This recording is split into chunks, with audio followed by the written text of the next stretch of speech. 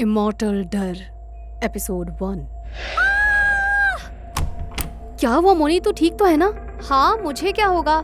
1 minute guys, लगता है दीद्स को फिर से समझाना पड़ेगा।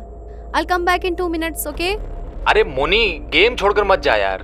अरे यार, इसका तो हर बार का है। मैंने बोला था इसको हेडफोन यूज किया कर। इसकी तीस भी ना गजब की है, हर बार कैसे डर जाती है। चलो गाइस, अब ये मोनी तो सब निपटा कर ही आएगी, हम लोग फिर डिनर ही कर लेते हैं। हाँ सही है, अब डिनर के बाद सीधा 12 बजे मिलते हैं। हाय गाइस, बट सुनो ना, अब इमॉर्टल नहीं खेलेंगे। क्यों, तुझे डर लगता है क्या? अब नहीं, ऐसा तो कुछ नहीं है, बट अरे छोड़ो ना यार, क्या खेलना है वो भी तभी डिसाइड कर लेंगे। चलो बाय। गेम के बाद मोनी के सारे दोस्त ऑफलाइन हो गए, लेकिन मोनी का कंप्यूटर सिस्टम अभी भी ऑनलाइन ही था, क्योंकि मोनी तो बाहर डाइनिंग टेबल पर अपनी बड़ी बहन सलोनी को समझाने में लगी हुई थी। क्या दीद्स, अब इतना भी ओवर रिएक्ट मत करो ना प्लीज। चलो जल्दी से मान जाओ, मेरे सारे फ्रेंड्स मेरा वेट कर रहे हैं। और मैं जो आधे घंटे से तेरे डिनर का इंतजार कर रही हूँ, उसका क्या?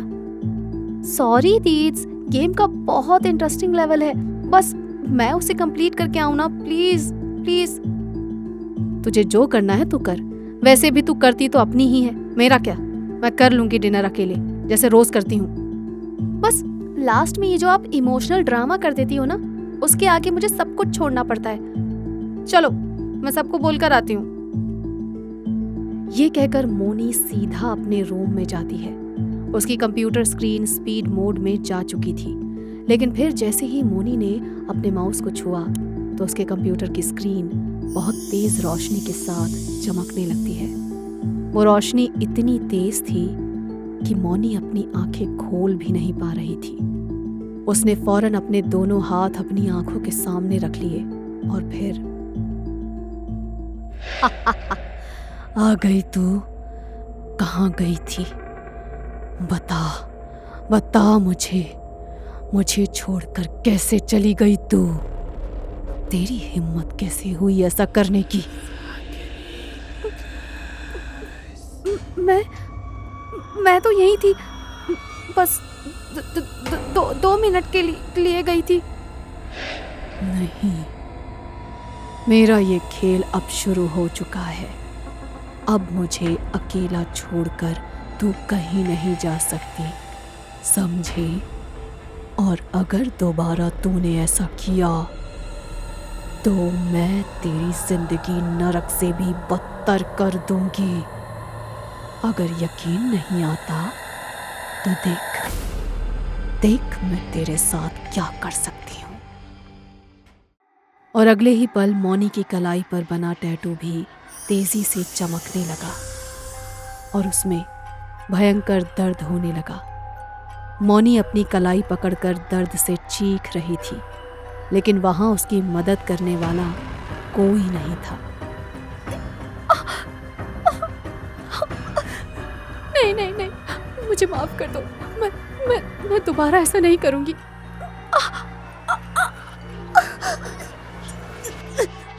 छोड़ दो मुझे प्लीज।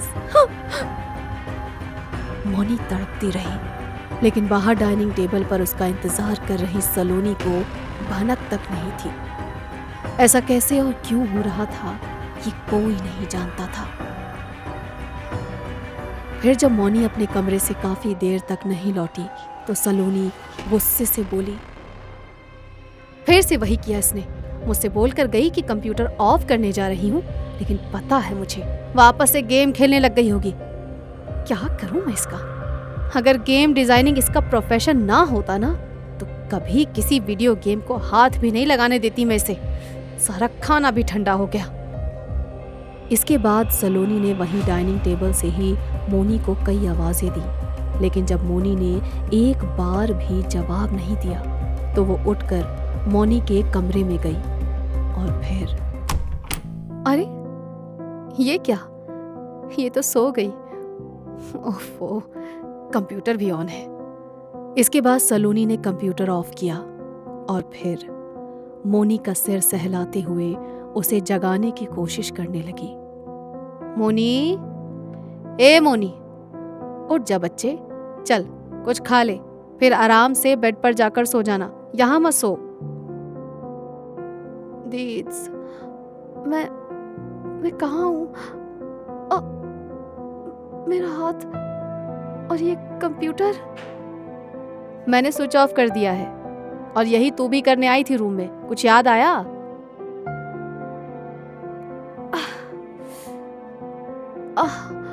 मेरा सर बहुत दर्द हो रहा है, क्या हुआ था मुझे कुछ याद क्यों नहीं आ रहा, पर कुछ तो। दिन रात बस इस कंप्यूटर में लगी रहेगी तो और क्या होगा? अरे खुद का तो बेड़ा गर्क कर ही रखा है, और मेरे शेड्यूल की भी ऐसी तैसी कर दी है तूने। ऊपर से ये चीखने चिल्लाने वाली आवाजें। पता है कल तो ऊपर वाली आंटी भी पूछ रही थी कि रात को मौनी चिल्लाती क्यों है। अच्छा, तो क्या बोला उनको तुमने? क्या बोलती, बस सॉरी बोल दिया, और क्या? ओहो दीद्स, तुम सबको साफ साफ बता दो ना कि क्या बात है। और तू कोई सीधा साधा वीडियो गेम डिजाइन नहीं कर सकती क्या? ये मारने काटने और चीखने चिल्लाने वाले वीडियो गेम बनाने जरूरी है क्या? और ऊपर से कैरेक्टर को आवाज भी अपनी ही दे रखी है, तो सबको तो यही लगेगा ना कि तू किसी मुसीबत में है। अरे हाँ दीद्स, इसे ही तो रियलिस्टिक गेम एक्सपीरियंस कहते हैं। प्लेयर को लगना चाहिए कि अपने कैरेक्टर की जगह वो खुद गेम के अंदर जूझ रहा है, लड़ रहा है, अपनी जान बचाने की कोशिश कर रहा है। छोड़ो, नहीं समझो कि आप, चलो जल्दी से कुछ खिला दो, फिर मुझे थोड़ी और कोडिंग करनी है। चुप कर, खाना खाकर सोएगी अब तू, और वो भी मेरे साथ मेरे कमरे में, समझ गई? No no no, please please no दीद्स, it's not possible at all. अभी फिर से मुझे डिनर करके कोडिंग करनी है, वो भी सारी रात। ये कहते हुए जैसे ही मोनी की नजर सलोनी पर पड़ी तो वो बोलते बोलते चुप हो गई, क्योंकि सलोनी हाथ बांधे गुस्से से मोनी को घूर रही थी। और फिर,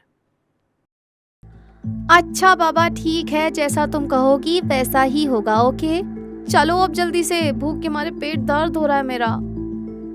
ये कहते हुए मोनी ने अपनी बड़ी बहन सलोनी के गले में हाथ डाल दिया और उसे लेकर रूम से बाहर जाने लगी। जाते हुए सलोनी ने उस रूम की लाइट्स ऑफ कर दी, जिसके साथ ही रूम में गहरा अंधेरा छा गया।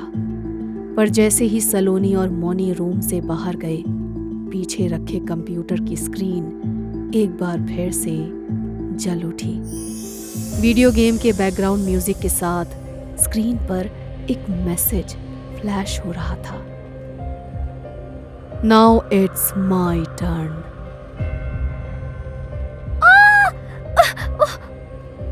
क्या हुआ? पता नहीं दीद्स, कुछ दिनों से मेरा ये टैटू मतलब कि यहाँ पर अचानक ही बहुत दर्द होने लगता है। ऐसा लगता है जैसे यहाँ किसी, जहाँ मेरा मतलब जैसे यहाँ की स्किन जल रही हो। अच्छा, ला दिखा तो मुझे। मोनी के हाथ को पकड़कर सलोनी ने बड़े ध्यान से उसकी कलाई पर बने टैटू को देखा। उस टैटू में बहुत ही सुंदर तरीके से लिखा हुआ था, इमॉर्टल। टैटू तो पिछले महीने ही बनवाया था ना तूने, और अगर किसी तरह की एलर्जी होती तो बहुत पहले ही हो जाती। एनीवे, तू कल ही डॉक्टर के पास चल, हम रिस्क नहीं ले सकते। अभी दर्द हो रहा है क्या? नहीं, अभी तो नहीं, बस कभी कभी झटका सा लगता है, और कुछ देर के लिए ऐसा लगता है कि जैसे अंदर से कोई मेरी नसों को जकड़ रहा हो और बाहर से किसी ने तेजाब डाल दिया हो मेरे टैटू पर। बस बस बस बस कर, ये सब इस टैटू की वजह से नहीं, बल्कि तेरे उस वीडियो गेम की वजह से हो रहा है। पता नहीं कब खत्म होगा ये सब। कभी नहीं, तभी तो इमॉर्टल है मेरे गेम का नाम, जिसकी लास्ट स्टेज कभी आएगी ही नहीं। हाँ, इस गेम के साथ मैं भी गेमिंग इंडस्ट्री में अमर हो जाऊंगी। चुप कर, पागल कहीं की, कुछ भी बोलती है। मोनी को हमेशा से ही वीडियो गेम्स की दुनिया बहुत भाती थी। वो गेम्स के कैरेक्टर्स में खुद को इमेजिन कर लिया करती थी। यही वजह थी कि बड़ी होकर उसने गेम डिजाइनिंग को ही अपना प्रोफेशन चुन लिया था, और वाकई उसके डिजाइन किए हुए गेम्स मार्केट में धूम मचा रहे थे। लेकिन अपने बनाए हुए हर गेम को लॉन्च करने से पहले वो उसे अपने दोस्तों के साथ खेलकर अच्छे से टेस्ट किया करती थी।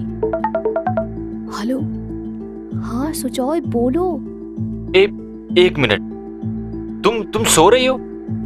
अरे यार, वो दीप्स आज बहुत नाराज है तो वो कुछ नहीं, जल्दी से मेरी मदद कर वरना मैं आउट हो जाऊंगी यार। बताना यहाँ से कहाँ जाना है? ओहो, अच्छा ठीक है, रुको, मैं रूम से जाकर लॉग इन करती हूँ, उसके बाद ओके। ए चल चल, पागल मत बना। तू पिछले 1 घंटे से ऑनलाइन है और हमारे साथ गेम भी खेल रही है। बस कुछ बोल नहीं रही थी, इसलिए मैंने तुझे कॉल कर दिया। और अब जाके समझ आया कि मैडम गेम खेलते खेलते सो गई हैं।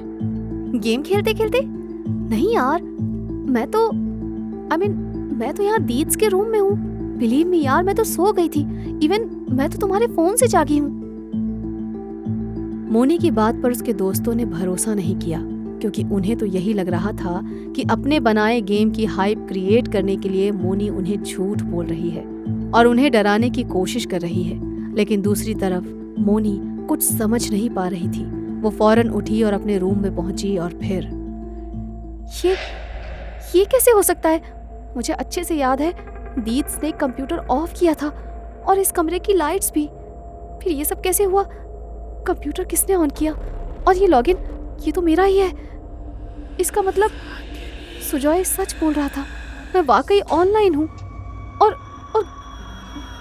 गेम भी खेल रही हूँ। लेकिन फिर मैं वहाँ नहीं, लगता है दीप्स सही बोल रही थी। इस गेम की कोडिंग ने मेरे दिमाग की कोडिंग हिला दी है। ओहो। ये सोचकर मोनी ने एक गहरी सांस भरी और कंप्यूटर स्क्रीन पर चल रहे गेम के लेवल को जीतने के लिए अपना दिमाग दौड़ाने लगी।